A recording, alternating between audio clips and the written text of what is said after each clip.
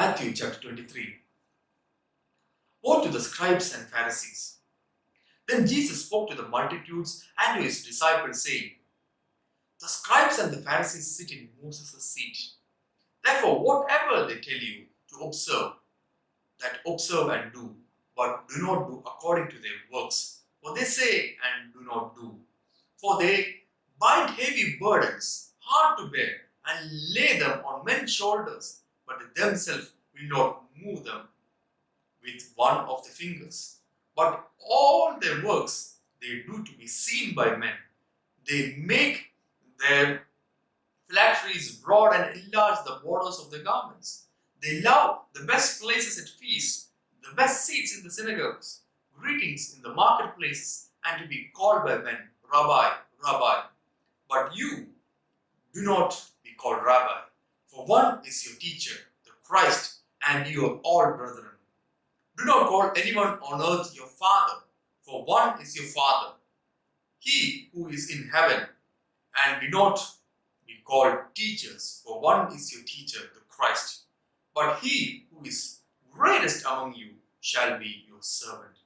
And whoever exalts himself will be humbled, and he who humbles himself will be exalted. But woe to you, scribes and Pharisees, hypocrites! For you shut up the kingdom of heaven against men. For you neither go in yourself, nor do you allow those who are entering to go in. Woe to you, scribes and Pharisees, hypocrites! For you devour widows' houses, and for a pretense make long prayers. Therefore, you will receive greater condemnation. Woe to you, scribes and Pharisees, hypocrites! For you travel land and sea to win one proselyte, and when he is won, you make him twice as much a son of hell as yourselves.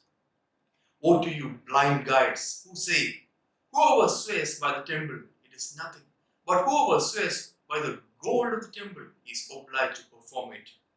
Fools and blind! For which is greater, the gold or the temple that sanctifies the gold? And whoever swears by the altar, it is nothing, but whoever swears by the gift that is on it is obliged to perform it. Fools and blind! For which is greater, the gift or the altar that sanctifies the gift? Therefore, he who swears by the altar swears by it, and by all things on it. He who swears by the temple swears by it, and by him who dwells in it. And he who swears by heaven swears by the throne of God, and by him who sits on it. Woe to you, scribes and Pharisees, hypocrites! For you pay tithe of mint and anise and cumin, and have neglected the weightier matters of the law, justice and mercy and faith. These you ought to have done without leaving the others undone. Blind guides, who strain out at gnat and swallow a camel. Woe to you, scribes and Pharisees, hypocrites! For you cleanse the outside of the cup and dish, but inside they are full of extortion and self-indulgence.